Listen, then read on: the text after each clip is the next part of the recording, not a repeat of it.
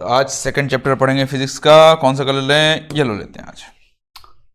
Force and laws of motion. तो क्या क्या कंप्लीट कर चुके हैं हम लोग? बायोलॉजी ये सारा कंप्लीट है, ठीक है। फिजिक्स में मोशन चैप्टर कंप्लीट हो गया। आज हम पढ़ेंगे force and laws of motion. तो पूरा कंप्लीट जीके जीएस यहाँ पे स्टडी होगा, पढ़ाया जाएगा कंप्लीटली फ्री में। बने रहिए, पढ़ते रहिए और क्या, ठीक है। आज पढ़ेंगे force and laws of motion. क्या होता है फोर्स? क्या होगा? कोई भी पुश करना या पुल करना, बहुत सारी चीज। फोर्स बहुत टाइप के, डिफरेंट टाइप के होते हैं, ठीक है। हम लोग नॉर्मली डेफिनेशन लेते हैं, कोई भी पुश या पुल जिसके वजह से तुम लोगों का शेप, साइज, स्पीड, डायरेक्शन और स्टेट ऑफ रेस्ट या फिर स्टेट ऑफ मोशन जो चेंज होता है ऑब्जेक्ट का, ठीक है, उसी को हम लोग बोलते हैं फोर्स, ठीक है। सिंपल सी बात, कोई भी पुश या पुल के वजह से कोई भी चीज चेंज हो रहा है, लाइक तुम लोगों का स्पीड हो गया, शेप हो गया, साइज हो गया, कुछ भी, ये सब चीज, ठीक है, कुछ भी चेंज हो रहा है, ठीक है, तो उसको हम लोग फोर्स बोल देते हैं। सिंपल सी बात है ना। ये एक वेक्टर क्वांटिटी है, कल बता चुका हूं वेक्टर क्वांटिटी क्या होता है, ठीक है। इसका ऐसा यूनिट होता है न्यूटन, है ना। एक्चुअली में इसका नॉर्मली बोलोगे तो केजी मीटर पर सेकेंड स्क्वायर होता है, ठीक है, बट उसको हम लोग ऐसा यूनिट न्यूटन मानते हैं, ठीक है, क्योंकि ऐसे ही माना गया और क्या, ठीक है। ये न्यूटन साइंटिस्ट थे ना, क्या नाम था? Isaac Newton, sir Isaac Newton, उनके नाम पे इसको डिनोट किया गया है, ठीक है। फोर्स का बेसिक फॉर्मूला क्या है? Force equals to mass into acceleration, ठीक है। ऑब्जेक्ट का मास ले लो, एक्सेलरेशन ले लो, आपका फोर्स निकल जाएगा। F for force, M for mass, A for acceleration. इसको हम लोग ये जो है ना फोर्स का फॉर्मूला, मास इनटू एक्सेलरेशन, ये हम लोग सेकंड लॉ ऑफ मोशन से निकालेंगे, ठीक है। निकालेंगे कि आप लोगों को डेरिवेशन तो पढ़ना है नहीं, ठीक है। कॉम्पिटिटिव एग्जाम में डेरिवेशन आने वाला है नहीं, नॉर्मली बताया है और क्या, ठीक है। तो फोर्स क्या होता है समझ में आया? सिंपल सा है, ये स्टेटमेंट याद रखना और ये फॉर्मूला स्पेशली याद रखना बस। और वेक्टर क्वांटिटी और ऐसा यूनिट भी याद रखना पड़ेगा, है ना। इसी में से क्वेश्चन आएगा तो।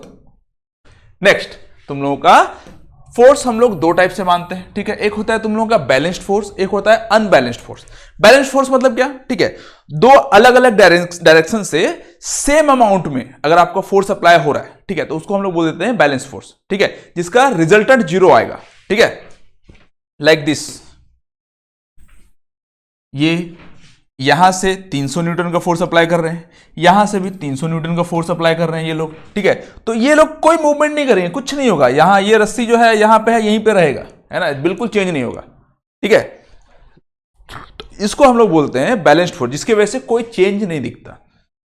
ऑपोजिट डायरेक्शन में पड़ेगा, सेम फोर्स पड़ेगा, ठीक है, तो उसमें कोई चेंज नहीं दिखेगा। एग्जाम्पल ये है, book kept on a table, ठीक है, एक बुक है, ठीक है, यहां पर टेबल में रखा हुआ है, तो बुक कुछ फोर्स अप्लाई कर रहे हैं नीचे, ठीक है, वही टेबल भी कुछ फोर्स अप्लाई कर रहा है ऊपर, जिसकी वजह से ना वो ऊपर जा रहा है ना नीचे जा रहा है, सेम टू सेम पोजीशन में रखा हुआ है। इसी को हम लोग बोलते हैं बैलेंस्ड फोर्स, ठीक है। स्टेटमेंट पढ़ लेते हैं। व्हेन टू और more forces act on an object, ठीक है, दो या दो से ज्यादा फोर्स किसी ऑब्जेक्ट पे पड़ रहा है, ठीक है, with equal magnitude but in opposite direction, they are called balanced force, ठीक है। दो या दो से ज्यादा फोर्स किसी भी ऑब्जेक्ट पे पड़ रहा है जिसका मैग्नीट्यूड इक्वल है बट डायरेक्शन ऑपोजिट में है ना, डायरेक्शन उल्टा होगा, ठीक है, तो वो कैंसिल आउट हो जाएगा। और फाइनली तुम्हारा फोर्स जो रहेगा, रिजल्टेंट फोर्स जो आएगा वो जीरो आएगा, ठीक है। रिजल्ट क्या आएगा? नेट फोर्स जीरो, यहां पर एक्सेलरेशन जीरो हो जाएगा, कोई चेंजेस वगैरह नहीं, एक्सेलरेशन में कोई चेंज नहीं होगा, ठीक है। और अगर ये सुना, ये बॉडी जो है यहां रेस्ट में है तो रेस्ट में रहेगा, ठीक है। अगर बॉडी मूवमेंट में है ना, मान लो ये कोई कार है या कुछ भी है, मूवमेंट में है, ठीक है, उसमें दोनों तरफ से सेम फोर्स अप्लाई करा तो ये मूवमेंट जैसा जितना वेलोसिटी से जा रहा था उतनी वेलोसिटी से जाएगा, कोई चेंजेस नहीं होगा उसमें, ठीक है। एक्सेलरेशन जीरो बोला है, वेलोसिटी नहीं, ठीक है, तो वेलोसिटी उतना का उतना ही रहेगा, कोई चेंज नहीं होगा, वेलोसिटी में कोई चेंजेस नहीं आएगा, ठीक है, अगर बैलेंस फोर्स रहा तो, ठीक है। No change in state of motion, अगर वो रेस्ट में है तो रेस्ट में ही रहेगा, ठीक है, और अगर वो मोशन में है तो वो मोशन में ही रहेगा, जितना का मोशन है उतना ही का मोशन में रहेगा, कोई चेंजेस नहीं आएगा मोशन में, ठीक है। एग्जांपल देख चुके हो, टग ऑफ वॉर, ये वाला, book of kept on a table, ठीक है, ये है तुम लोगों का बैलेंस्ड फोर्स। अब अनबैलेंस्ड फोर्स क्या होता है? हम लोग नॉर्मली जहां भी जो भी फोर्स वगैरह लगाते हैं ना, जो हम लोग काम करते हैं, कुछ भी करते हैं, हर जगह अनबैलेंस्ड फोर्स ही लगाते हैं, ठीक है। बिना अनबैलेंस्ड फोर्स का कोई मूवमेंट ही नहीं होगा, कोई चेंजेस ही नहीं आएगा, तो क्या फायदा काम करके, है ना। When force acting on an object are not equal और not opposite they are called unbalanced force. ठीक है, मान लो कोई भी एक फोर्स भी लगा रहे हो ना, अगर इसमें एक फोर्स भी लगा रहे हो, ठीक है, ऑपोजिट फोर्स तो वैसे भी फ्रिक्शनल फोर्स लगता है। फ्रिक्शनल फोर्स अगर नहीं पता है तो आगे बताऊंगा, फ्रिक्शनल फोर्स हमेशा ऑपोजिट में लगता ही है। ठीक है, तो फ्रिक्शनल फोर्स कम रहेगा और ये वाला फोर्स पुल फोर्स जो लगेगा वो ज्यादा लगेगा, तो ऑब्वियसली ये मूव करेगा आगे तरफ। ठीक है, तो सिंपल सी बात है, जब एक या एक से ज्यादा कोई भी फोर्स लग रहा है, ठीक है, बट इक्वल नहीं है, अनइक्वल है, या फिर उसका डायरेक्शन अनइक्वल मतलब कि ऑपोजिट नहीं है, ठीक है, तो उसको हम लोग बोल देते हैं अनबैलेंस्ड फोर्स। ठीक है, सिंपल सी बात है, उसका रिजल्टेंट जीरो नहीं होना चाहिए, फोर्स का रिजल्टेंट जीरो नहीं होना चाहिए।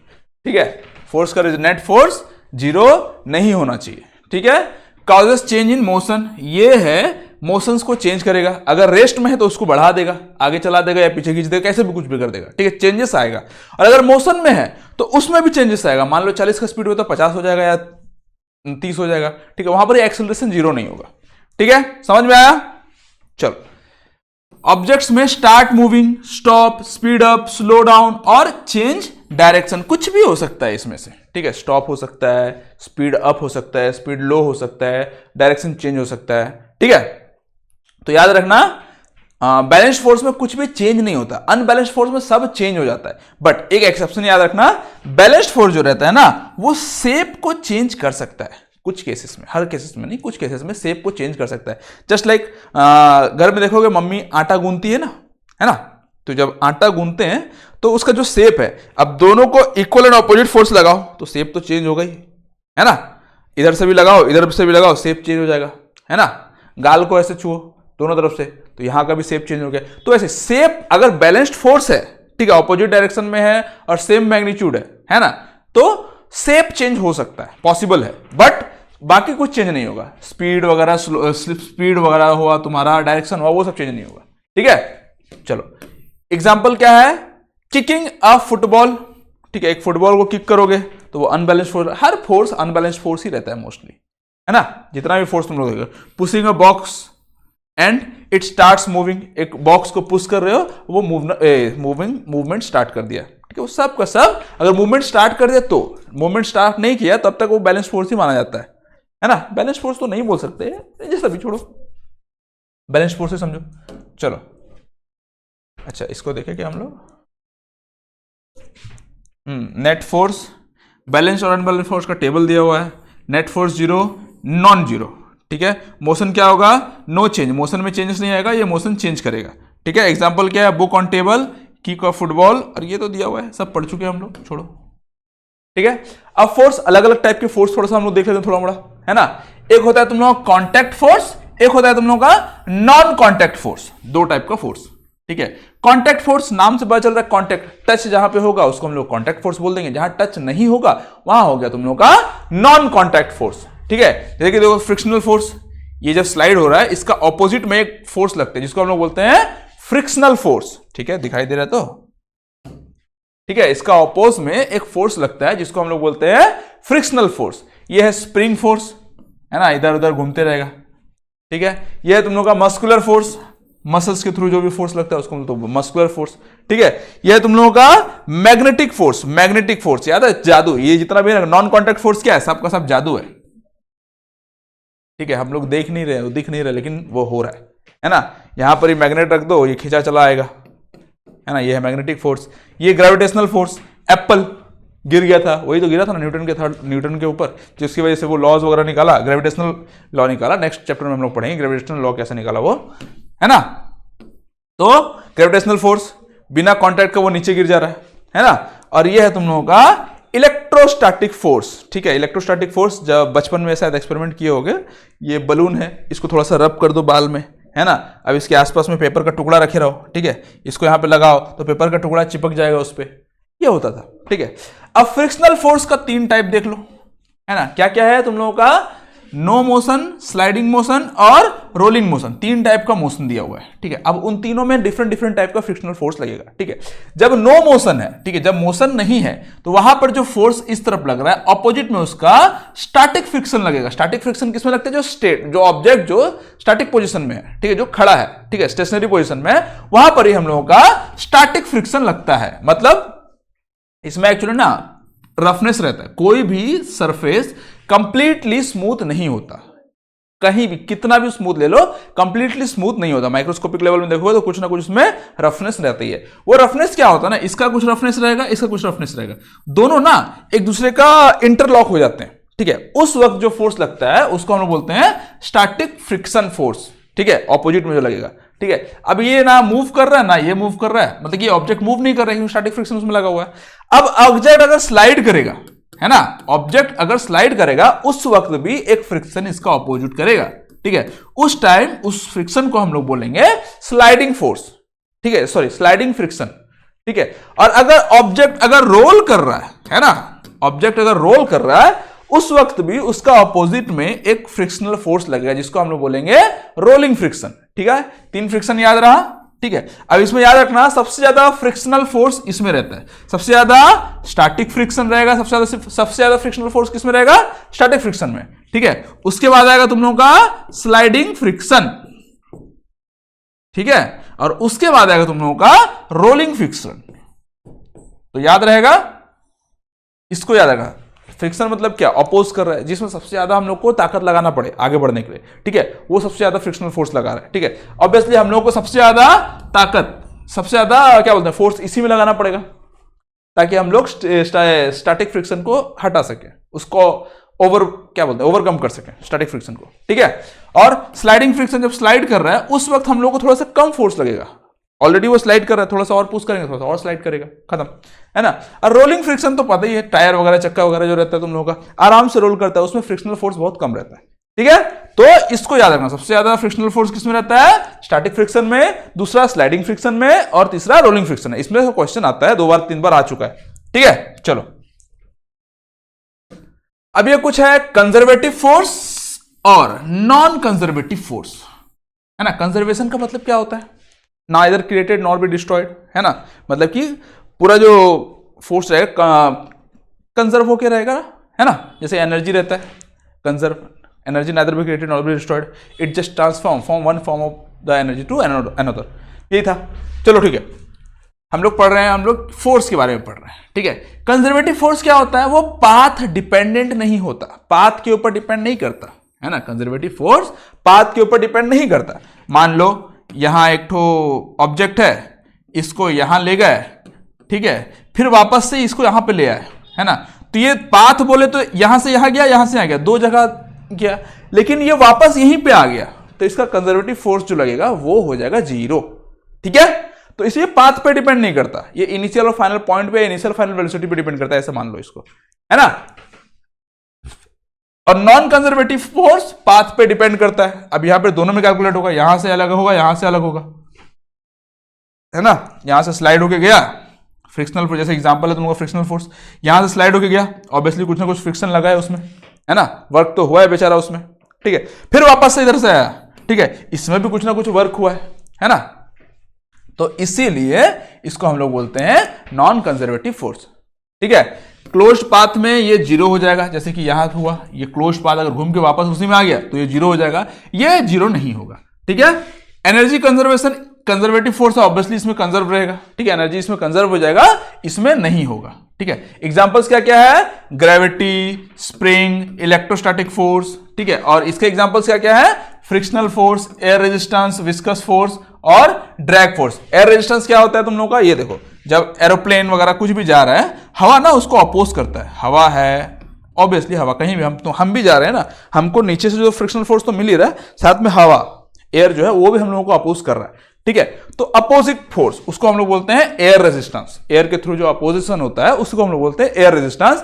और एक होता है तुम लोगों का विस्कस फोर्स, ठीक है, ये जब जाएगा वाटर भी इसको अपोज करता है बेटा, है ना, वाटर में ये मूव कर रहा है लेकिन वाटर भी इसको अपोज कर रहा है ना, उसको हम लोग बोलते हैं विस्कस फोर्स। और इन दोनों को बोलते हैं हम लोग ड्रैग फोर्स, फ्लूइड रेजिस्टेंस इसको बोलते हैं, फ्लूइड रेजिस्टेंस बोल लो या फ्लूइड फोर्स बोल लो, मतलब कि अपोज करता है, फ्लूइड जो अपोज करता है, ठीक है, उसको हम लोग बोलते हैं ड्रैग फोर्स, ठीक है। दोनों को कंबाइन करके सोच लो, ठीक है, याद रहेगा। चलो आगे बढ़ते हैं हम लोग। ऐसे बहुत सारे फोर्स, अलग अलग अलग अलग टाइप के फोर्स रहेंगे, ठीक है, हम लोग सब नहीं पढ़ रहे हैं, कुछ ही पढ़ेंगे जितना हम लोग को इंपॉर्टेंट है। चलो एक आता है तुम लोग का टर्क। टर्क क्या होता है, torque is the turning effect of force, ठीक है, फोर्स का जो टर्निंग इफेक्ट है वो बताता है टर्क, ठीक है, अबाउट अ फिक्स्ड पॉइंट और अ फिक्स्ड एक्सिस। लाइक तुम लोगों का देखो ये स्क्रू है ना, अब इसको एक छोटा सा, इतना सा छोटा सा अगर हम लोग पकड़ दें कुछ रहेगा, इसको मोड़ेंगे या फिर हाथ से मोड़ेंगे तो इसमें बहुत ज्यादा फोर्स लगाना पड़ेगा, है ना, बट उसको थोड़ा सा लंबा कर दिया ऐसे, है ना, अब इसको लो मोड़ो, अब आराम से ये मुड़ जाएगा, है ना, यही है टर्क का काम, ये उसका प्रॉपर्टी है, मतलब कि इसको हम लोग ऐसे यूज करते हैं टर्क को, ठीक है। टर्क का फॉर्मूला क्या है, force applied into lever arm length बोल सकते हो, है ना, फोर्स इनटू लेंथ हो या इसको आर बोलते हैं, आर से डिनोट करते हैं इसको, है ना, लेंथ को, क्योंकि रेडियस रोटेशनल मोशन रहेगा ना, एक टाइप से रेडियस बोल सकते हो इसको, है ना, ये जो पूरा कंप्लीट रोटेशन करेगा, है ना, इसका रेडियस होगा ना, ये वही है, ठीक है। तो मैथमेटिकल फॉर्मूला क्या होता है, टर्क का फोर्स इनटू रेडियस ही रहेगा, आर लिखना, into sine theta. Into sine theta का बहुत इंपॉर्टेंट काम है बेटा, तुम लोगों का अभी थोड़ा सा कम यूज होगा, ठीक है, हायर क्लासेस वगैरह में ज्यादा यूज होता है, बट तुम तो ऑलरेडी ग्रेजुएशन वगैरह सब कर चुके हो, अब जो बीटेक वगैरह किए रहेगा या फिर जो +2 साइंस वगैरह ले रहेगा उसको अच्छे से पता होगा इसके बारे में, है ना। चलो ये सब नाम दिया हुआ है, torque, F applied force, perpendicular distance from pivot और एक्सिस, ठीक है, डिस्टेंस ही रहता है, ये एक्सिस को बोल लो या यहां से वहां का डिस्टेंस को बोल लो, angle between force and the lever arm, ठीक है, ये याद रखना, ये जो थीटा है ना, ये इन दोनों के बीच का एंगल बताएगा, हम लोगों का ये एंगल बताएगा, है ना, ये 90 डिग्री में होना चाहिए, ये 90 डिग्री में अगर हुआ, है ना, ये 90 डिग्री में अगर हुआ तो फोर्स इसका मैक्सिमम लगता है, मैक्सिमम इफेक्ट ऑफ फोर्स लगता है इसमें, ठीक है, टर्क मैक्सिमम लगेगा या फोर्स मैक्सिमम रहेगा इसमें, फोर्स इज परपेंडिकुलर, ठीक है, इफ द फोर्स इज तुम लोगों का 0 रहेगा, R 0, force through pivot radius 0, अच्छा, फोर्स अगर डायरेक्ट यहां से लगेगा, है ना, तो रेडियस बोल रहा है तुम लोगों का, सॉरी फोर्स, टर्क तुम लोगों का 0 हो जाएगा, फोर्स अगर डायरेक्ट यहां से लगाते हो तो टर्क 0 हो जाएगा, ठीक है, और फोर्स अगर तुम लोग यहां से लगाते हो और 90 डिग्री में लगाते हो तो फोर्स जो होगा तुम लोगों का मैक्सिमम होता है, ठीक है। इसका एसआई यूनिट क्या होगा, न्यूटन इंटू मीटर, और वेक्टर क्वांटिटी होता है ये भी, और क्या, ठीक है, याद रहेगा। चलो आगे बढ़ते हैं हम लोग, अब आया था हम लोग लॉज ऑफ मोशन में, ठीक है, लॉज ऑफ मोशन। देखो न्यूटन हम लोग का 3 लॉ दिए थे, ठीक है, वो तो हम लोग को पता ही है, बट न्यूटन से पहले आए थे हमारे गैलीलियो, गैलीलियो पूरा नाम क्या था इसका पता नहीं, गैलीलियो दिया हुआ है, गैलीलियो ऐसे कुछ था, गैलीलाई ऐसे कुछ था, ठीक है, तो ये सबसे पहले आए। इससे पहले सबको लगता था ना कि कोई भी ऑब्जेक्ट जो रेस्ट में है वो उसका प्रॉपर्टी है, ठीक है, बट ये आए बोले ना, ऐसा नहीं है, ऑब्जेक्ट तब तक मूव करता रहेगा जब तक उसमें कोई एक्सटर्नल फोर्स नहीं लगता, ठीक है, लेकिन फ्रिक्शन के बारे में ये भी नहीं बताया था, याद रखना, फ्रिक्शन के बारे में ये भी नहीं बताया था, ये बोले थे एक ऑब्जेक्ट है तब तक मूव करता रहेगा जब तक उसमें कोई एक्सटर्नल फोर्स नहीं लगता, ठीक है, या फिर रेस्ट में रहेगा तब जब तक उसमें कोई एक्सटर्नल फोर्स उसमें नहीं देता, ठीक है, एक्सटर्नल फोर्स के बारे में बताए थे, और वही एग्जांपल दिए थे कि अगर कोई एक मार्बल को ऐसा स्लाइड्स में छोड़ो, ठीक है, तो जितना दूर ये गया, ठीक है, नीचे उतने ही दूर ये ऊपर भी जाएगा बोला गया, बट ऐसा हुआ नहीं, देखा गया कि जब उसको हम लोग थोड़ा ज्यादा एंगल में किए ऐसा है तो ये थोड़ा सा कम गया, मतलब कि क्या बोलते हैं उसको, ज्यादा बैंड कर दिए तो ये ज्यादा कम गया, और कम करते करते जितना भी है फाइनली पूरा पोजीशन पूरा एक्यूरेट, जितना नीचे गया उतना ऊपर नहीं गया, ठीक है, क्यों, क्योंकि फ्रिक्शनल फोर्स लग रहा था, ठीक है, ये फेल हो गया क्योंकि ड्यू टू द फ्रिक्शन, ठीक है, फ्रिक्शन फोर्स था, बट उन लोगों को पता नहीं था कि फ्रिक्शन फोर्स भी होता है, गैलीलियो को नहीं पता था फ्रिक्शन फोर्स होता है, इसीलिए उनका जो ये एक्सपेरिमेंट है फेल हो गया। हम लोग खुद भी अगर करके देखें, अगर इसमें बॉल छोड़ेंगे यहां से यहां तक तो ये पूरा का पूरा यहां तक नहीं पहुंच पाएगा ना, वो यहीं तक आके रुक जाएगा, है ना, कंप्लीटली वहां टच नहीं करेगा, तो यही करके देखे बट ये प्रूफ नहीं कर पाए अपने आप को, क्यों, क्योंकि उनको पता नहीं था फ्रिक्शनल फोर्स के बारे में, फ्रिक्शनल फोर्स के बारे में पता होता तो ये ऐसा स्टेटमेंट नहीं देते, थोड़ा सा स्टेटमेंट को चेंज कर देते, बट कोई नहीं। इसके बाद महान साइंटिस्ट जिनका नाम था सर आइजक न्यूटन वो आए और वो इन्हीं के स्टडीज को स्टडी किए, है ना, इन्हीं के आइडियाज वगैरह को स्टडी किए। वो पैदा होकर नहीं, मतलब कि सब कुछ पहले से नहीं जाने थे, इनके आइडियाज को अच्छे से स्टडी किए, है ना, स्टडी किए और उसके बाद फिर वो 3 ठो लॉज दिए। क्या क्या लॉ दिए? सबसे पहला laws of motion, first law of motion. वो बोले सेम चीज, वही जो गैलीलियो बोले थे वही सेम चीज बोले, ठीक है। एक ऑब्जेक्ट तब तक रेस्ट में रहेगा या फिर एक ऑब्जेक्ट तब तक मूवमेंट में रहेगा, सेम मूवमेंट में रहेगा, जब तक उसमें कोई एक्सटर्नल अनबैलेंस्ड फोर्स ना लग जाए, ठीक है, याद रहेगा।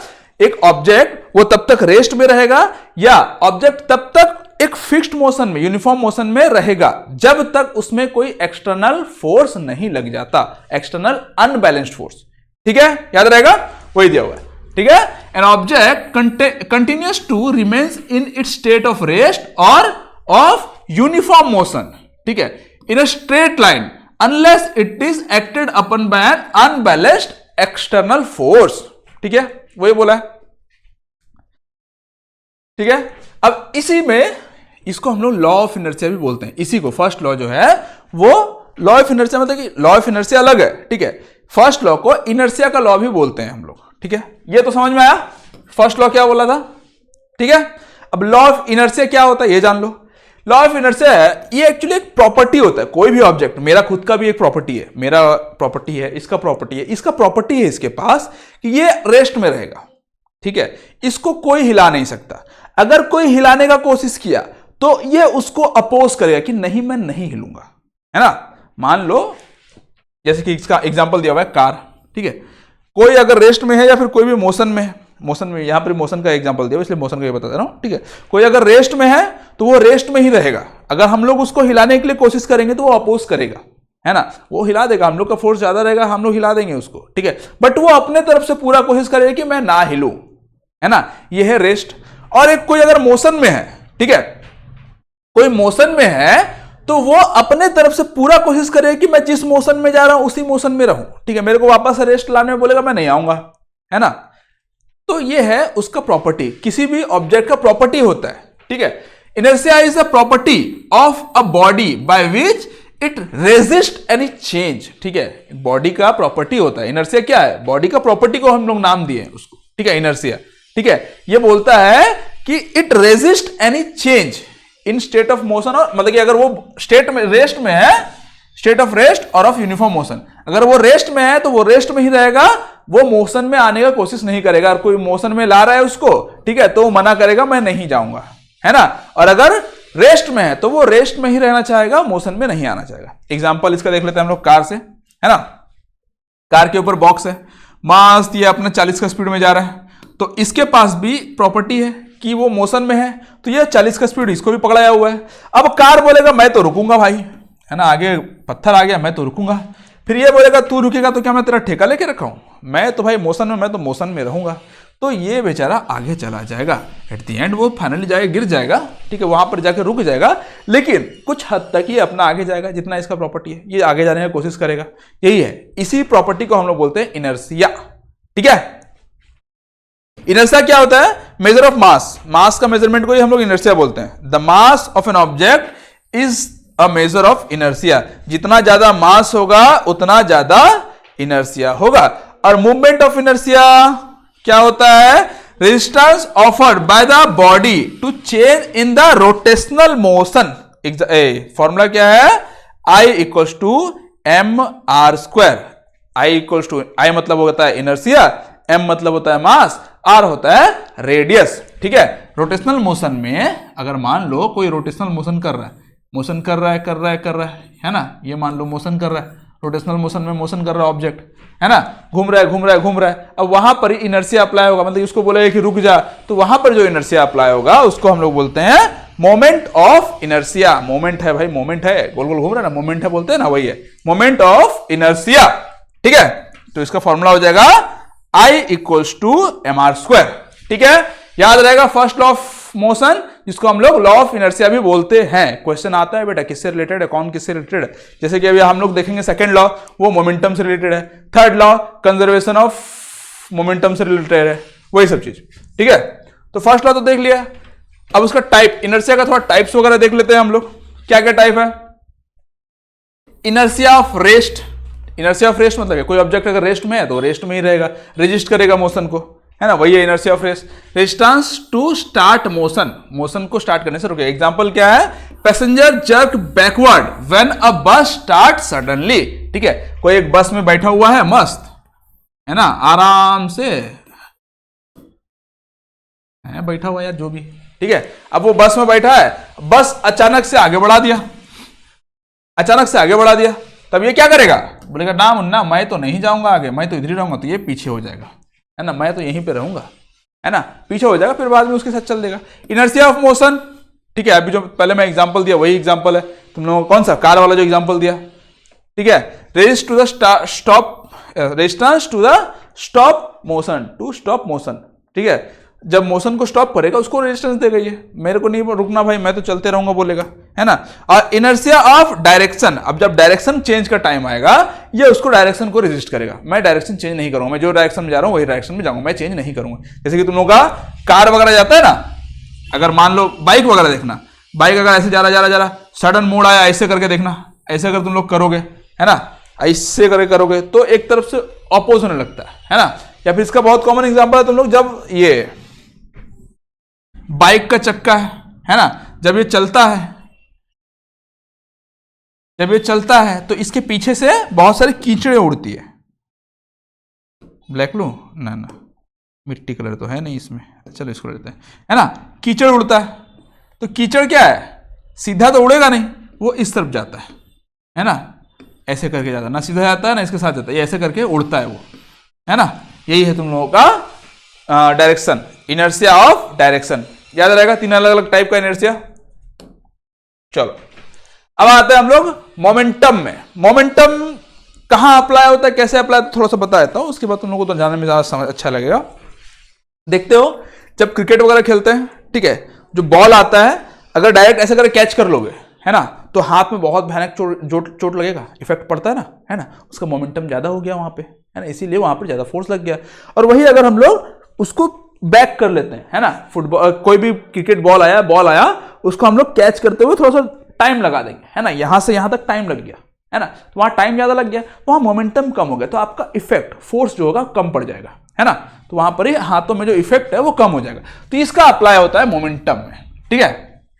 मोमेंटम क्या है, momentum is the quantity of motion possessed by a moving body, एक मूविंग बॉडी जो है वो जो मोमेंट को पोजेस कर रहा है उसी को बोलते हैं, मतलब क्वांटिटी, उसी क्वांटिटी को हम लोग बोलते हैं momentum. Motion, motion possessed by क्या बोलते हैं, बॉडी यार, है ना, मूविंग बॉडी, ठीक है, एक मूविंग बॉडी है जिस वेलोसिटी में आ रहा है, एक टाइप से उसका मास तो रहेगा ही, जिस वेलोसिटी में आ रहा है उसी को हम लोग बोल देंगे मोमेंटम, ठीक है। इसका फॉर्मूला क्या होता है, momentum P equals to mv, mass into velocity of the body, ठीक है, बॉडी जिस वेलोसिटी में आ रहा है उसी को, ठीक है। ऐसा यूनिट क्या हो जाएगा इसका, केजी, मास का केजी होता है, वेलोसिटी का मीटर पर सेकंड हो जाता है, ठीक है, वेक्टर क्वांटिटी है ये भी। अब उसके बाद थोड़ा सा हम लोग इंपल्स के बारे में जान लेते हैं, ठीक है। इंपल्स क्या है, इसी को हम लोग टाइम से डिवाइड कर देते हैं, ठीक है, सॉरी चेंज है, सॉरी टाइम से डिवाइड बोल रहा हूं, टाइम से मल्टीप्लाई होगा नहीं, change, mv force into time, छोड़ो यार, चेंज इन मोमेंटम, ठीक है। Impulse is the product of force and the time for which it acts, ये तो अलग से फॉर्मूला हो गया इंपल्स का, लेकिन अगर इसको इससे रिलेट करेंगे हम लोग तो चेंज इन मोमेंटम बोलते हैं, ठीक है, कितना चेंज हुआ, ठीक है। मान लो तुम लोगों का मोमेंटम यहां था, यहां पर जितना मोमेंटम था, यहां पर जितना मोमेंटम आया, ऑब्वियसली मोमेंटम कम हो गया ना, यहां पे मोमेंटम बहुत ज्यादा था, अगर यहां पे हम लोग कैच कर लेते, ठीक है, तो बहुत दर्द होता, तो यहां पर ले आए तो मोमेंटम कम हो गया, तो ये जो चेंज हुआ ना मोमेंटम, यहां से लेके यहां तक में जो मोमेंटम चेंज हुआ उसी को हम लोग बोलते हैं चेंज इन मोमेंटम, जिसको हम लोग बोलते हैं इंपल्स, चेंज इन मोमेंटम को हम लोग बोलेंगे इंपल्स। और एक चीज याद रखना, चेंज इन मोमेंटम जो है उसमें मास तो चेंज होगा नहीं, बॉल का हम लोग जो बॉल कैच किए, ठीक है, उसका तो मास चेंज होगा नहीं, हम लोग सिर्फ और सिर्फ उसका वेलोसिटी चेंज करते हैं, है ना। इनिशियल वेलोसिटी मान लो था 10, फाइनल वेलोसिटी आ गया 0, है ना, कितना टाइम लगा वो भी देख लेंगे आगे, ठीक है। तो इसी को हम लोग बोलते हैं इंपल्स, याद रहेगा, बहुत टाइम बहुत बार इसको हम लोग शॉर्ट क्या बोलते हैं, शॉर्ट टाइम के लिए जो इंपल्स, सॉरी क्या था ये, momentum, for a short time बोल सकते हो, बहुत छोटा टाइम के लिए जो मोमेंटम लगता है उसी को हम लोग भी बोल देते हैं इम्पल्स। ठीक है, चलो ऐसा यूनिट इसका न्यूटन इंटू सेकेंड रहेगा या फिर केजी मीटर पर सेकेंड। ठीक है, याद रहेगा।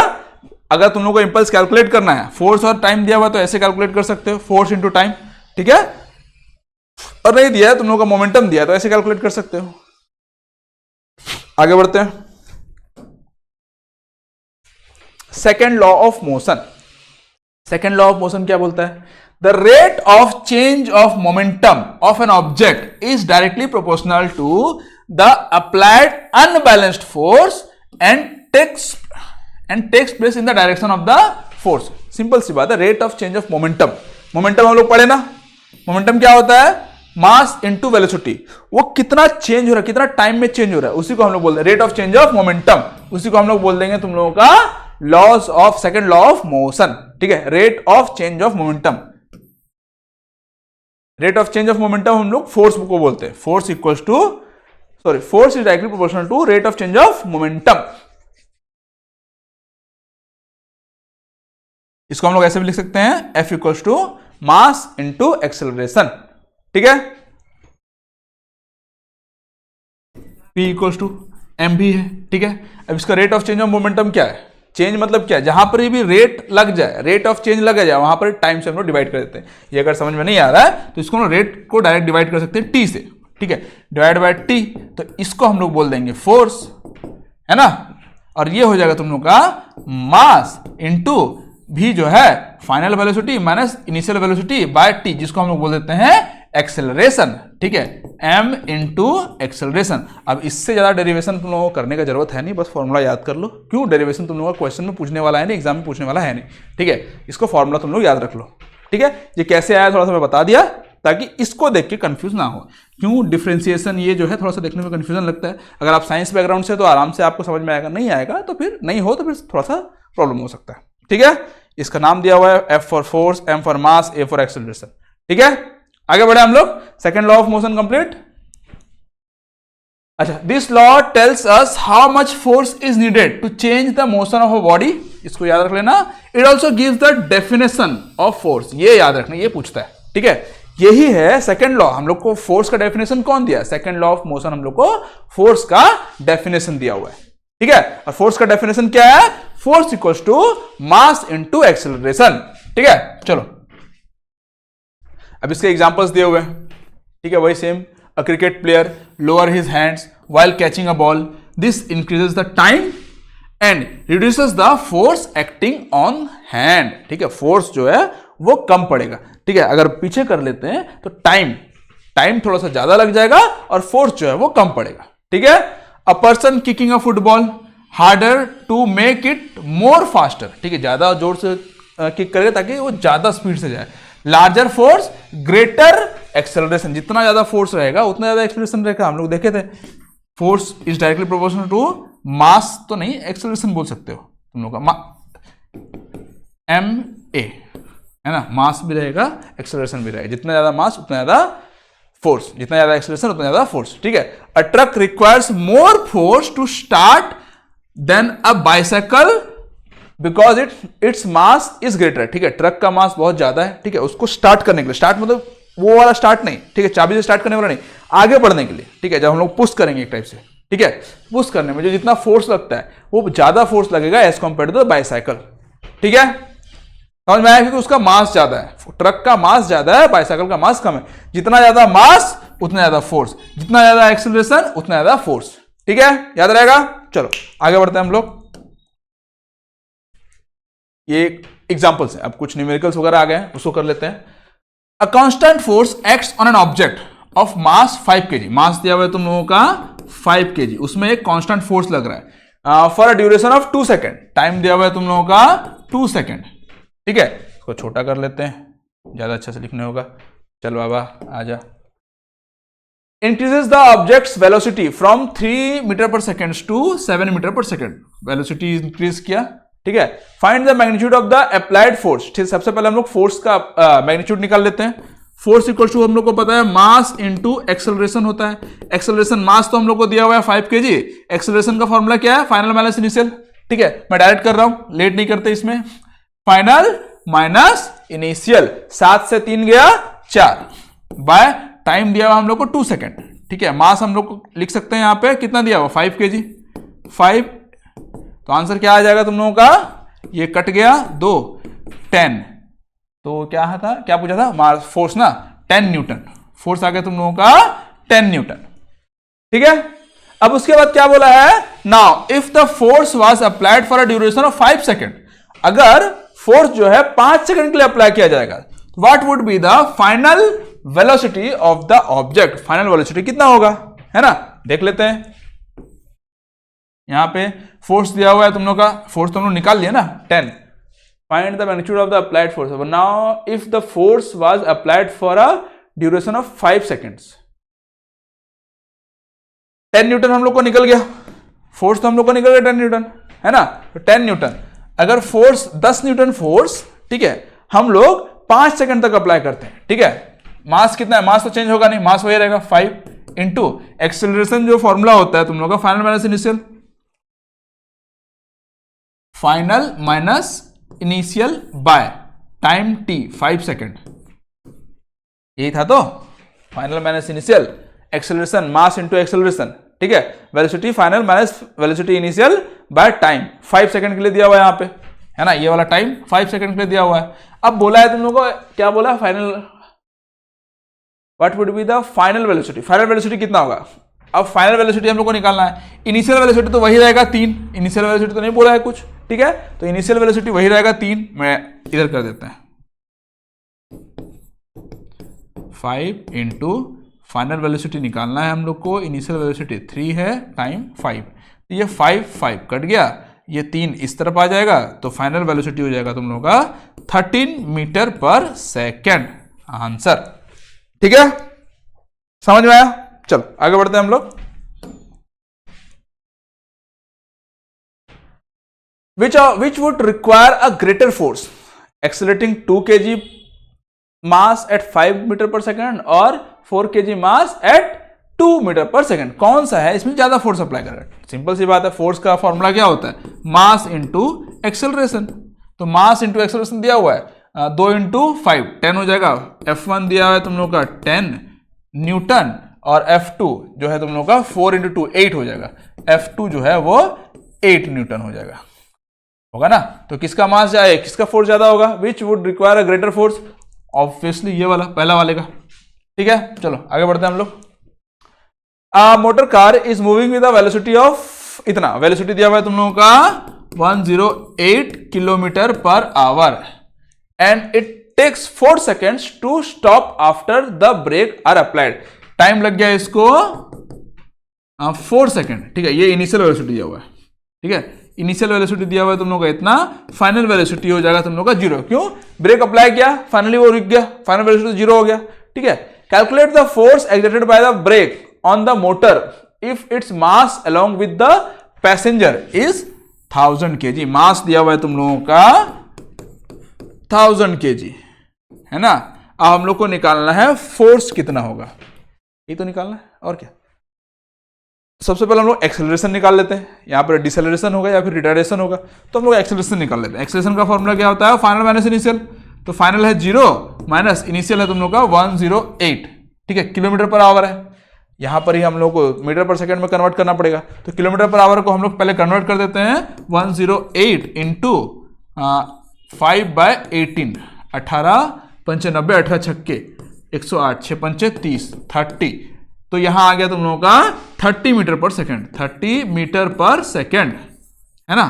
तो इनिशियल वेलोसिटी हम लोग को मिल गया 30 मीटर पर सेकेंड, लिख देते हैं हम लोग यहां पे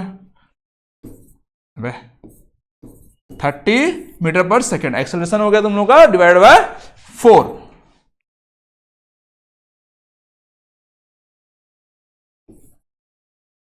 इंटू 4, सॉरी इंटू क्यों किया यार, एक्सेलरेशन तो हो गया तुम लोगों का, ये हो गया तुम लोगों का 4 27 28 4 7 28 7.5, 4 7 28 7.5 नेगेटिव में आएगा, एक्सेलरेशन हो गया तुम लोग का -7 27 सॉरी -7.5,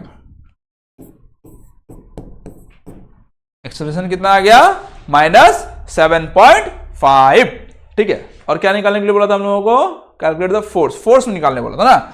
फोर्स कितना हो जाएगा तुम लोगों का, नेगेटिव फोर्स लग गया यहाँ पे 7.5 इंटू इकाई सैकड़ा हजार, ये हो गया तुम लोगों का, ये इधर आ जाएगा 7500 न्यूटन तुम लोगों का फोर्स लग जाएगा, है ना, और नेगेटिव में रहेगा, ठीक है, हो गया। चलो आगे बढ़ते हैं हम लोग। अब थर्ड लॉ ऑफ मोशन देख लेते हैं, लास्ट पार्ट है तुम लोगों का। थर्ड लॉ ऑफ मोशन क्या बोलता है, every action there is equal and opposite reaction, ठीक है, ये तो बचपन से सुनते आए होंगे, ठीक है, इतना बड़े हो गए तो ये तो सुने ही होंगे। For every action there is an equal and opposite reaction, जो भी एक्शन होता है उसका एक इक्वल और अपोजिट दोनों रिएक्शंस होते हैं, ठीक है। जैसे एग्जांपल तुम लोगों का दिया हुआ है, तुम लोगों का action and reaction act on different bodies so that they never cancel each other, ठीक है। एक्शन और रिएक्शन दोनों अलग अलग बॉडीज में लगता है, इसलिए वो कैंसिल नहीं होते, वही बोला है, ठीक है। एग्जांपल क्या दिया हुआ है, when a gun is fired it exerts a forward force on the bullet, the bullet exerts an equal and opposite force on the gun, ठीक है। एक गन है, ठीक है, उसको फायर करोगे तो बुलेट में तो एक फोर्स लगा, ठीक है, बुलेट भी same equal force and opposite direction में गन को भी अप्लाई करता है, ठीक है। इसीलिए गन जो है बहुत पीछे मतलब कि रिकॉइल करता है, ठीक है, बट गन का वेट बहुत ज्यादा होता है, ठीक है, जिसके वजह से एज कंपेयर टू तुम लोगों का बुलेट बहुत कम छोटा होता है और गन बहुत ज्यादा बड़ा होता है, इसीलिए इसमें जो मूवमेंट होता है, गन में जो मूवमेंट होता है, जो रिकॉइल होता है वो बहुत कम होता है as compare to the bullet का साइज जो रहता है वो छोटा होता है, इसलिए वो ज्यादा दूर जाता है, ठीक है। This results in the recoil of the gun, ठीक है, बुलेट जो ऑपोजिट फोर्स लगा रहा है उसकी वजह से गन जो है रिकॉइल होता है, ठीक है, समझ में आया। मैथमेटिकल फॉर्मूला क्या होगा इसका, F12 इक्वल्स टू F21, 1 में जो फोर्स लगा रहा है 2 उतना ही फोर्स 2 में लगाएगा 1, ठीक है। अब मूवमेंट डिपेंड करेगा कि उसका वेट कितना है ना। ये दिया हुआ है F force on body 2 by body 1, force on body 1 by body 2, ठीक है। The negative sign shows that they are in the opposite direction, ठीक है, नेगेटिव साइन जो है वो बता रहा है कि ये ऑपोजिट डायरेक्शन में है, ठीक है। चलो अब लास्ट वाला पार्ट, ठीक है, the law of conservation of momentum, ठीक है, law of conservation of momentum, इसका क्वेश्चन करेंगे ज्यादा अच्छे समझ जाओगे। सिंपल सी बात है, बोलता है कि मोमेंटम, ये दो छोटे जो बॉल है, ठीक है, ये दोनों आ रहे हैं घूम घूम के मस्त आ रहे हैं, ठीक है, जब ये दोनों टकराएंगे एक दूसरे से, है ना, तो ये दोनों टकराने के बाद इनका डायरेक्शन मान लो ऑपोजिट में हो जाएगा, है ना, ये डायरेक्शन हो गया ऑपोजिट में, ठीक है। अब इनका मोमेंटम निकालो, ठीक है, उन दोनों को ऐड कर दो, फिर इनका मोमेंटम निकालो, इन दोनों को ऐड कर दो, देखना वो दोनों बराबर होंगे, यही बोला है, ठीक है। The total momentum of a system of objects remains constant if no external force acts on the system, ये दोनों मिला के एक सिस्टम बने हुए हैं, ठीक है। टोटल मोमेंटम जो रहेगा वो कांस्टेंट रहेगा अगर कोई एक्सटर्नल फोर्स उसमें नहीं लगा है तो। The total momentum before interaction is equal to the total momentum after interaction, ठीक है। अब इसके ऊपर क्वेश्चन कर लेते हैं हम लोग, ठीक है। ये इनिशियल मोमेंटम है, मास इनटू वेलोसिटी, ये कुछ मोमेंट कर रहा है ना, ये घूम रहा है, जा रहा है आगे, तो इसका कुछ ना कुछ वेलोसिटी होगा, मास होगा इसका कुछ ना कुछ, इसका भी कुछ ना कुछ वेलोसिटी और कुछ ना कुछ मास होगा, जब दोनों को ऐड करोगे तो उन दोनों के बराबर में आएगा, ठीक है। चलो इसका क्वेश्चन करते हैं, ज्यादा अच्छे समझ पाओगे। अब बुलेट ऑफ मास 20 ग्राम, ठीक है, is horizontally fired with a velocity of 150 metre पर सेकेंड स्क्वायर, ठीक है। मास दिया हुआ है तुम लोगों का बुलेट का 20 ग्राम, इसको हम लोग लिख सकते हैं डिवाइडेड बाय 1000, केजी में अगर कन्वर्ट करना है तो 0.02 केजी, 1 2 3, हाँ 0.02 केजी हो गया, ठीक है। मास दे दिया तुम लोगों का, वेलोसिटी है तुम लोगों का 150 मीटर पर सेकेंड, ठीक है। From a pistol of mass 2 kg, what is the recoil velocity of the pistol, ठीक है। तुम लोगों का मास दिया हुआ है तुम लोगों का 2 kg, mass of the gun, mass of the bullet, है ना। बोला है what is the recoil velocity, velocity कितना होगा, रिकॉइल वेलोसिटी लिख देते हैं इसको, कितना होगा, ठीक है। तो हम लोग जो लिखे कंजर्वेशन ऑफ मोमेंटम, उसी को अप्लाई करेंगे यहाँ पे, m1 v1 sorry m1 u1 plus m2 u2 equals to m1 v1 plus m2 v2, ये फॉर्मूला को हम लोग अप्लाई करेंगे। अब देखो, अब इनिशियल वेलोसिटी जो दोनों का होगा वो तो जीरो होगा ना, इनिशियल वेलोसिटी ऑफ ये तुम लोगों का मास ऑफ बुलेट मान लो, ठीक है, इनिशियल वेलोसिटी तो उसका जीरो होगा, स्टार्टिंग में तो वो मूव कर नहीं रहा है ना, इसका भी और गन का भी जीरो होगा, उसका भी स्टार्टिंग में मूव नहीं कर रहा है, बट फाइनल वेलोसिटी तो तुम लोगों का कुछ ना कुछ रहेगा, ठीक है। तो इसको हम लोग कंप्लीटली जीरो मान लेते हैं, तो m1 v1 plus m2 v2 equals to zero, है ना। मास ऑफ द बुलेट कितना दिया हुआ है तुम लोग का, 0.02 kg इंटू वेलोसिटी कितना दिया हुआ 150 प्लस तुम लोगों का मास ऑफ द गन दिया हुआ है तुम लोगों का 2 kg प्लस सॉरी इंटू है तुम लोगों का, अरे इंटू है तुम लोगों का वेलोसिटी कितना दिया हुआ है, नहीं दिया हुआ, निकालना है तुम लोगों को, तो अब निकाल लेते हैं इधर से, इक्वल टू जीरो कर देते हैं इसको, 15 दूने 30 होता है, तो इसको 3 लिख देते हैं, क्यों, ये एक जीरो आ गया 2, हाँ 3 आ जाएगा, 3 मोमेंटम ना kg मीटर पर सेकेंड, ठीक है, इक्वल्स टू उसको उस तरफ ले जाते हैं, 2v, v हो गया तुम लोगों का 3/2, तुम लोगों का हो जाएगा 1.5 क्या निकाल देते हैं मीटर पर सेकेंड, तुम लोगों का आंसर आएगा, ठीक है। चलो आगे बढ़ते हैं हम लोग। A girl of mass 40 kg jumps with a horizontal velocity of 5 metre पर सेकेंड। गर्ल का मास दिया हुआ है तुम लोगों का 40 kg, है ना, और वेलोसिटी दिया हुआ है तुम लोगों का 5 मीटर पर सेकेंड, ठीक है, on to a stationary cart with a frictionless wheels, ठीक है, एक स्टेशनरी कार्ट में वो जंप की बेचारी, है ना, यहां पे जंप की, जो कि फ्रिक्शनलेस व्हील्स में लगा हुआ है, ठीक है। अब दोनों स्टेशनरी, नहीं ये स्टेशनरी है ना, इसका इनिशियल वेलोसिटी जीरो हो जाएगा, है ना। The mass of the cart, mass of the cart दिया हुआ है तुम लोगों का 3 kg, what is her velocity as the cart starts moving, ठीक है।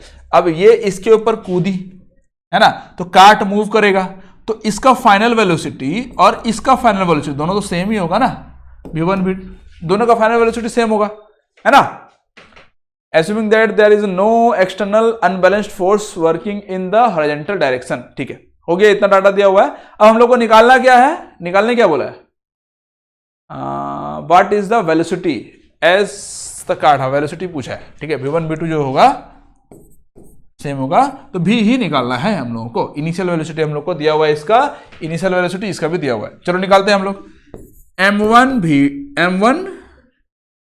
u1 plus m2 u2 equals to m1 v1, इसको मैं कॉमन ले लेता हूं, दोनों सेम है बोल के, प्लस m2 हम लोग कॉमन ले लिए इसको, ठीक है। अब इनिशियल वेलोसिटी ऑफ कार्ट, ये तो जीरो है, जीरो लिख सकते हैं हम लोग इसको, और इसका मास इंटू वेलोसिटी, मास कितना दिया हुआ है तुम लोगों का 40 kg और वेलोसिटी दिया हुआ है 5, 4 5 20, 200 तुम लोगों का क्या आ जाएगा mv ना, मीटर मास है ना, kg मीटर पर सेकंड, तो यूनिट को छोड़ते हैं हम लोग, यूनिट नहीं लिखते हम लोग, ठीक है। m1 प्लस m2 कर देते हैं, m1 है 40, वो 43 हो जाएगा, 43 इंटू v, तो v कितना हो गया तुम लोगों का 200/43 हो गया तुम लोगों का आंसर मीटर पर सेकेंड, ठीक है, हो गया। चलो आगे बढ़ते हैं हम लोग। अब यहां से तुम लोगों का चैप्टर कंप्लीट हो चुका है, न्यूमेरिकल वगैरह जितना कराना था मैं करा चुका हूं। अब इसमें से जो जो क्वेश्चंस प्रीवियस ईयर क्वेश्चंस आते हैं एसएससी रेलवे वगैरह जितना भी आते हैं वो सब क्वेश्चंस हम लोग कर लेते हैं। स्टार्टिंग फ्रॉम सबसे पहले क्वेश्चन दिया हुआ है तुम लोगों का, which are the following is the correct formula for the moment of inertia. याद है moment of inertia? Moment of inertia हम लोग किसको बोल रहे थे? जो रोटेशनल मोशन में, ठीक है, इनर्शिया जो रोटेशनल मोशन हम लोग देख रहे थे, तो क्या था हम लोगों का? ये आर था और उसका मास, ठीक है, तो I equals to M R square उसका फॉर्मूला था, ठीक है। चलो आगे बढ़ते हैं हम लोग।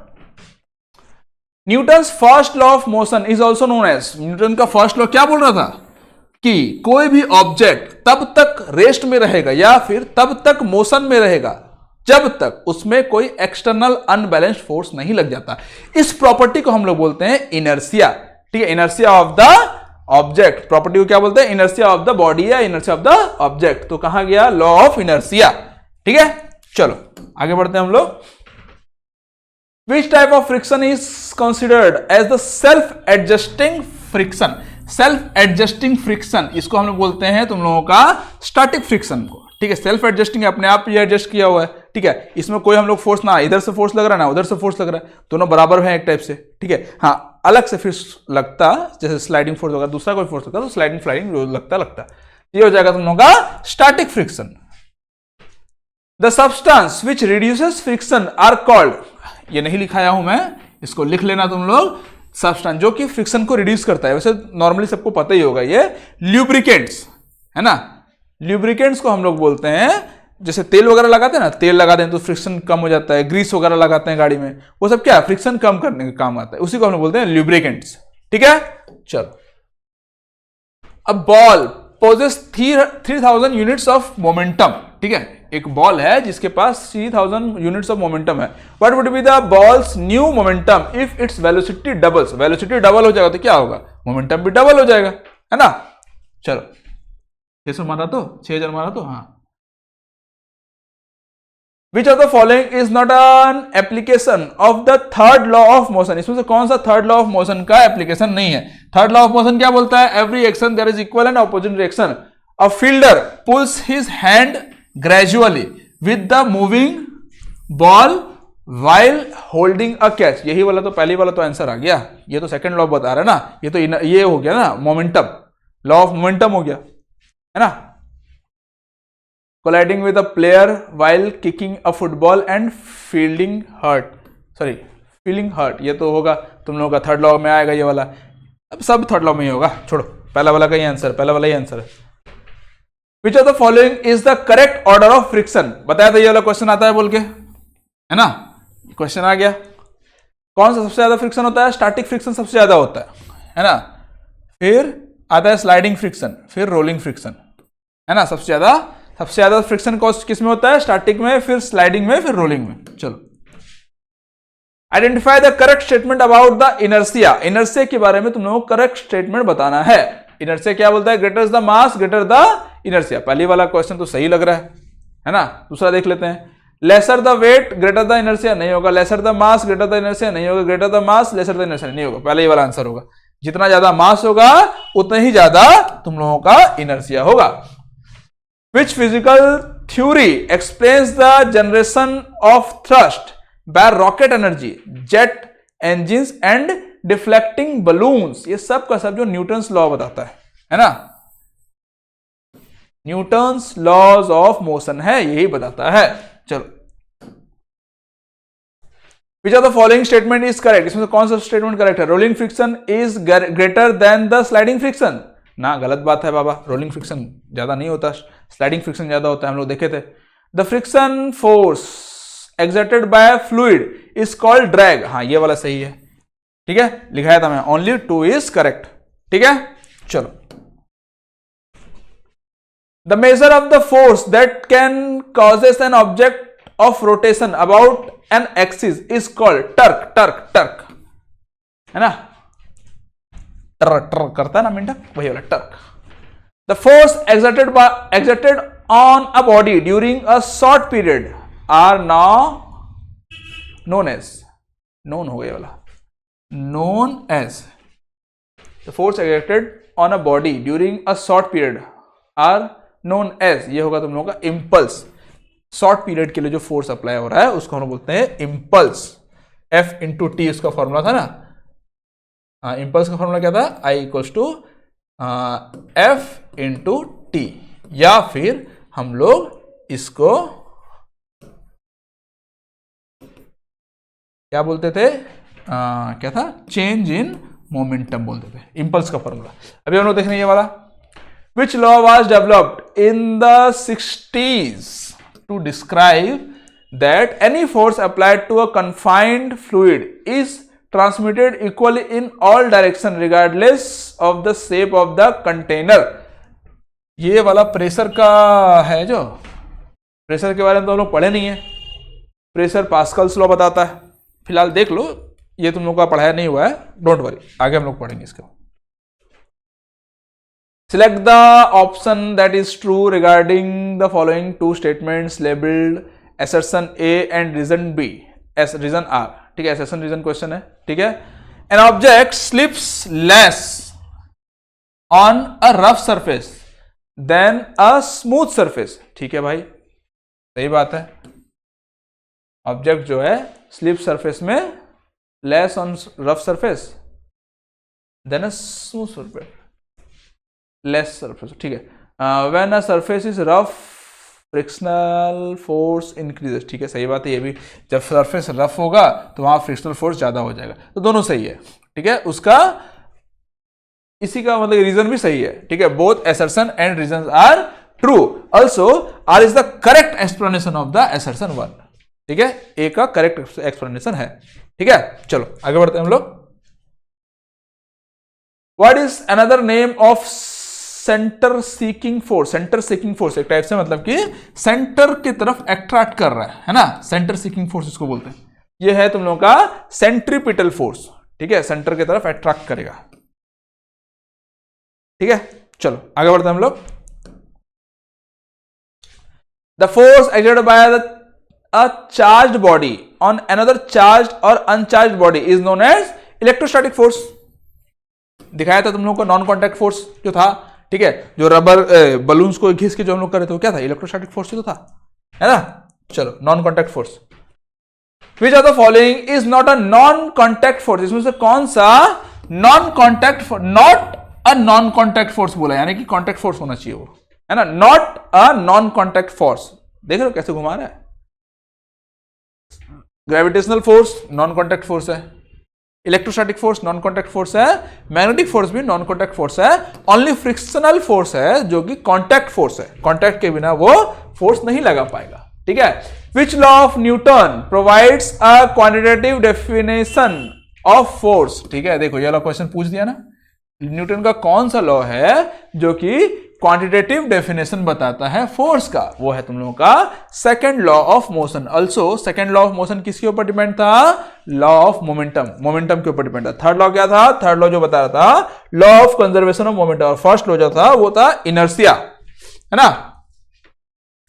If two forces act on an object from opposite direction, ठीक है, दो फोर्सेस है, एक ऑब्जेक्ट में पड़ रहा है ऑपोजिट डायरेक्शन से, then the magnitude of the net force acting on it is the dash of the magnitude of the two forces। क्या डिफरेंस, दोनों के बीच का डिफरेंस निकाल लो, तुम लोग को मैग्नीट्यूड मिल जाएगा एक्यूरेट कितना है, अगर सेम रहा तो जीरो हो जाएगा, है ना, तभी तो जीरो होता है ना ऑपोजिट डायरेक्शन में।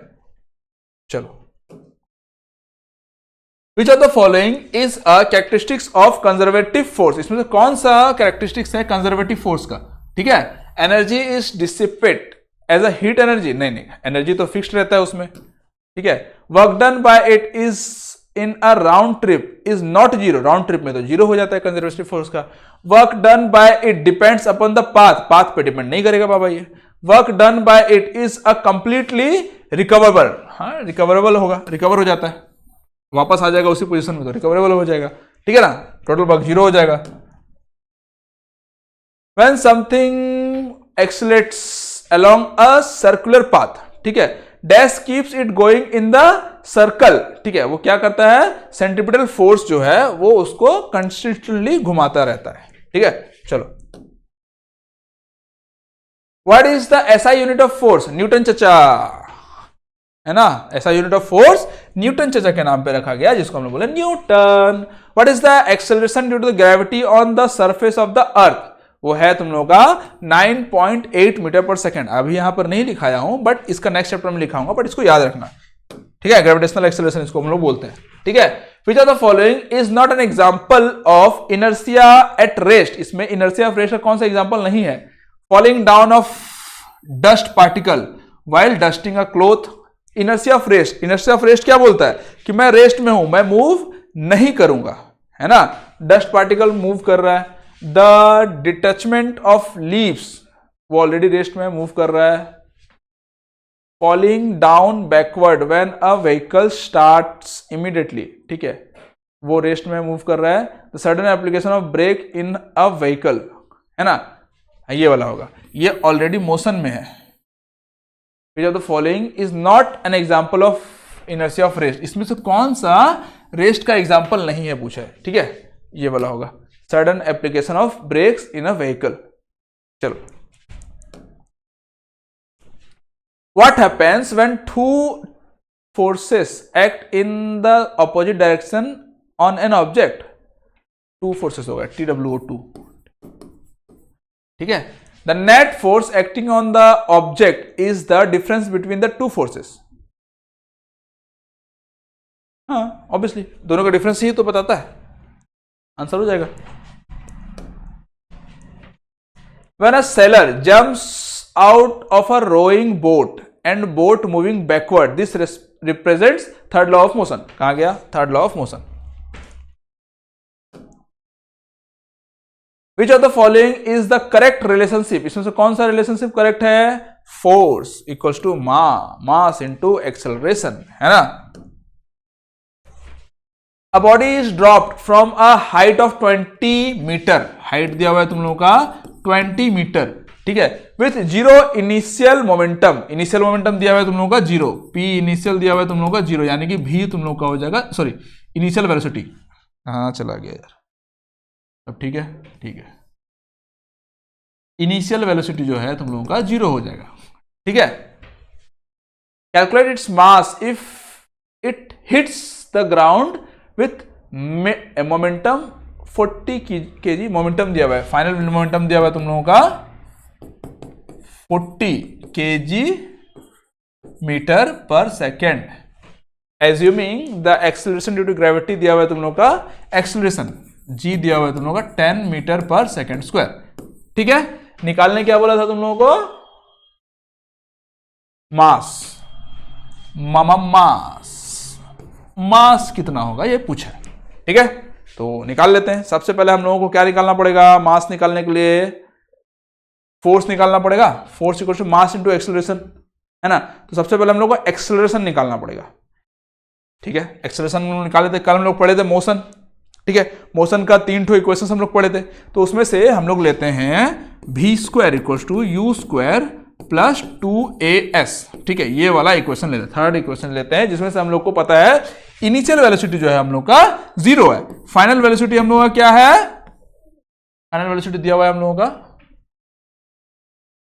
दिया है नहीं दिया है? अच्छा, फाइनल वेलोसिटी हम लोग यहां से निकाल लेते हैं ना। फाइनल वेलोसिटी कितना हो जाएगा?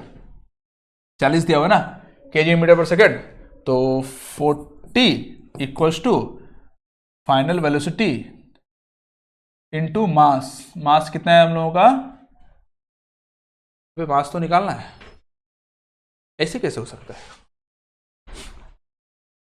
इनिशियल वेलोसिटी 0 है, एक्सेलरेशन डिस्टेंस 20 दिया हुआ है। अच्छा, यहीं से तो निकलेगा यार फाइनल वेलोसिटी, हट, v स्क्वायर इक्वल्स टू ये हो गया 0 प्लस 2 इंटू एक्सेलरेशन है तुम लोगों का, कहाँ गया? 10। मैं एक्सेलरेशन निकलवा रहा था ना, गलती हो गया, मेरे को वेलोसिटी निकालना था। एक्सेलरेशन हम लोग को ऑलरेडी दिया हुआ है, ठीक है, और डिस्टेंस दिया हुआ है तुम लोगों का 20 मीटर। 20 मीटर हम लोग केजी किलोग्राम है ना, 20 मीटर पर सेकेंड, हाँ ठीक है। एक्सेलरेशन दिया हुआ तुम लोग का 20 मीटर, ठीक है। तो v स्क्वायर हो गया तुम लोगों का 400, v हो गया तुम लोगों का 20, फाइनल वेलोसिटी हम लोग को मिल गया 20। अब निकालना क्या है हम लोगों को? मास निकालना है। Force equals to mass into acceleration होता है, एक्सेलरेशन हमको यहां से निकल जाएगा, फाइनल बैलेंस इनिशियल होता है, और टाइम दिया हुआ है 20 मीटर। मास इंटू एक्सेलरेशन ना, एक्सेलरेशन दिया हुआ है, मास दिया हुआ है, नहीं मास तो निकालना है, फोर्स नहीं दिया हुआ है। A body is dropped from a height ना, मोमेंटम क्या होता है, P इक्वल्स टू एम भी। अरे यार इधर से भी तो निकल जाएगा अपना मास, क्यों उतना फोर्स से निकालेंगे हम लोग, हट। ये यार क्या हो रहा है, कहीं कोई मक्खी मच्छर कहीं बैठा है शायद।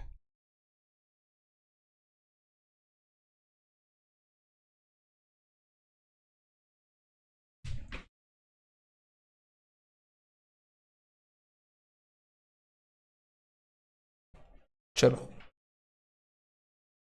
ठीक है, मोमेंटम से यहां से निकल जाएगा हम लोगों का, मोमेंटम दिया हुआ है 40 इक्वल्स टू मास दिया हुआ है तुम लोगों का, नहीं निकल, मास तो निकालना है ना, वेलोसिटी निकल गया हम लोगों का 20, ठीक है, तो मास हो जाएगा तुम लोगों का, ये हो जाएगा 2 kg, मास हो जाएगा तुम लोगों का 2 kg, 2 kg इज आंसर, है ना। चलो, विच of the following is an correct example of contact force, इसमें से कौन सा कॉन्टैक्ट फोर्स है, इलेक्ट्रोस्टैटिक फोर्स नहीं होगा, मस्कुलर फोर्स, ग्रेविटेशनल फोर्स नहीं होता है, मैग्नेटिक फोर्स नहीं होता है। चलो, friction depends on the smoothness of the surface, the force of friction always dash the applied force, force of friction opposite होगा, ठीक है, फोर्स ऑफ फ्रिक्शन जो रहता है वो हमेशा ऑपोजिट होता है, ठीक है। चलो, dash is the external agency applied on a body to change it state of rest और यूनिफॉर्म मोशन, वो हो जाएगा तुम लोग का फोर्स। कहीं बैलेंस और अनबैलेंस्ड दिया रहेगा तो अनबैलेंस्ड फोर्स मारना, अनबैलेंस्ड फोर्स मार देना। Which of the following quantities is measured using the torsion balance, torsion balance, torsion balance torque होगा नहीं, which of the following quantities is measured using the torsion balance, force ही होगा यार, टर्स भी एक तो फोर्स ही होता है, टर्सियन बैलेंस। चलो, the force of the earth's gravity on every kilogram is about, kilogram 1 kilogram force पूछा है, मास इंटू एक्सेलरेशन होता है, मास हो गया तुम लोग का 1 किलोग्राम, ग्रेविटी दिया हुआ तो एक्सेलरेशन हो जाएगा 10 into 10 Newton. Which of the following is an action at a distance force, ठीक है, डिस्टेंस मतलब क्या तुम लोगों का, डिस्टेंस फोर्स बोला है ना, जो कि टच नहीं होगा, कौन सा फोर्स होगा जो टच नहीं होगा, ग्रेविटेशनल फोर्स टच नहीं होता है, फ्रिक्शनल, पुल, टेंशन ये सब टच होता है ना। चलो आगे बढ़ते हैं हम लोग। Once a satellite has been launched into a orbit of the only force governing its motion is the force of, कौन सा फोर्स है, ये है ग्रेविटेशनल फोर्स। जब कोई एक सैटेलाइट, ये अर्थ है, कोई एक सैटेलाइट इसका ऑर्बिट में चला जाता है, ठीक है, ऑर्बिट में चला जाता है तो ये इसी के ऑर्बिट में घूमता रहता है, ठीक है, क्योंकि वो अर्थ का ऑर्बिट में आ गया, अर्थ का ग्रेविटी के अंडर के में आ गया, वहीं पे वो घूमता रहेगा। The measure of force that can causes an object to rotate about an axis is called torque, torque है ना। Which one of the following conservation laws is consequence of the Newton's third law of motion, कौन सा था, conservation of momentum था, है ना। क्या बोल रहा था, m1 v1 plus m2 u2 था, u1 u2 equals to m1 v1 plus m2 v2, यही तो था। चलो, the weight of an object is due to weight, ये तुम लोग का नेक्स्ट चैप्टर में पढ़ोगे, ठीक है। फिर यहां पर जान लो, वेट जो होगा तुम लोग ग्रेविटेशनल फोर्स की वजह से आप बताया जाता है। वेट जो होता है, मास को हम लोग वेट और मास अलग अलग चीज है, मास जो है उसका खाली कितना केजी है वो बताएगा, वेट जो है उसका एक्चुअल में फोर्स बताता है, ग्रेविटेशन के थ्रू उसका फोर्स कितना है वो बताता है वेट। तुम लोगों का अर्थ में उसका वेट अलग होगा और मून में उसका वेट अलग होगा, अलग अलग क्या बोलते हैं ग्रह, क्या बोलते हैं इंग्लिश में, अलग अलग ग्रह में अलग अलग उसका वेट होगा, सिंपल सी बात है, इंग्लिश मेरे को याद नहीं आ रहा उसका, ठीक है। तो अलग अलग वेट, अलग अलग ग्रह में अलग अलग वेट होगा उसका, ठीक है, बट मास सब जगह सेम होगा, ठीक है। तो क्या होगा, the net force acting on it, the total of all forces acting on it irrespective of their direction, the force that is exerted on the ground, ठीक है, ग्राउंड में जो फोर्स एक्सर्ट हो रहा है उसी को हम लोग बोलते हैं वेट, ठीक है। Who among the following is known to be the first one to consider the role of inertia in motion, ठीक है, कौन है, न्यूटन चचा, गैलीलियो चचा, गैलीलियो गैलीलाई इसका पूरा नाम, ठीक है, पूछ रहे थे ना। चलो,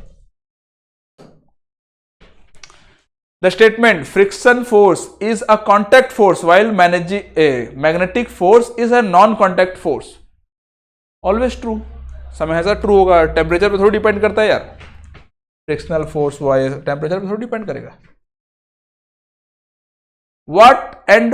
wait and mass of an object are defined with Newton's law of motion, which among the following is true, कौन सा इसमें ट्रू है, weight is a constant of proportionality, mass is a constant of proportionality, mass is not a constant of proportionality, weight is a universal constant, नहीं universal constant नहीं, mass is a constant of proportionality बोल सकते हैं, क्योंकि mass हमेशा constant है, weight हमेशा constant नहीं रहेगा बेटा, weight जो है अर्थ में constant है, मून में जाओगे तो चेंज हो जाएगा, है ना, तो constant of proportionality तो हो ही नहीं सकता, mass is constant, mass is not a constant, mass हमेशा कांस्टेंट रहता है, वेट इज यूनिवर्सल कांस्टेंट तो हो नहीं सकता, क्यों, वो यूनिवर्स में अलग अलग जगह में अलग अलग होता है, अर्थ में कांस्टेंट हो सकता है मास, बट यूनिवर्स में कांस्टेंट नहीं होगा।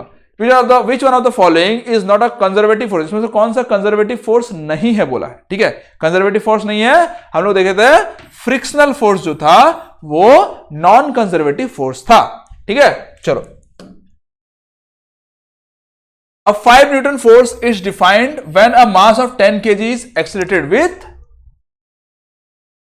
क्या बोला है, a 5 Newton force is defined when a mass of 10 kg is accelerated with, अच्छा वेलोसिटी पूछा है, जो सॉरी एक्सेलरेशन पूछा है, एक्सेलरेट विथ कितना एक्सेलरेशन, ठीक है, फोर्स इक्वल टू होता है मास इनटू एक्सेलरेशन, ए हो गया तुम लोगों का फोर्स बाय मास, फोर्स है तुम लोगों का 5 न्यूटन और तुम लोगों का मास है तुम लोगों का 10 kg, है ना, तो 0.5 हो जाएगा आंसर, 0.5 मीटर पर सेकेंड स्क्वायर, सेंटीमीटर नहीं होगा, मीटर पर सेकेंड स्क्वायर, मीटर है ना इधर। विच of the following about different frictional forces is correct, ठीक है, फ्रिक्शनल फोर्स सबसे ज्यादा होगा तुम लोगों का स्टैटिक फ्रिक्शन का, रोलिंग फ्रिक्शन का सबसे कम होता है, यहां आ गया काइनेटिक फ्रिक्शन, काइनेटिक मोशन की वजह से होता है, मूवमेंट की वजह से होता है ना, तो काइनेटिक सेकंड में काइनेटिक हो जाएगा, फर्स्ट में स्टैटिक हो जाएगा, थर्ड में rolling friction, answer C is the answer, ठीक है। तो यहां force and laws of motion आपका चैप्टर कंप्लीट हो गया, ठीक है, नेक्स्ट चैप्टर हम लोग कल पढ़ेंगे, तो आज के लिए इतना ही, फिर मिलेंगे नेक्स्ट वीडियो में, धन्यवाद।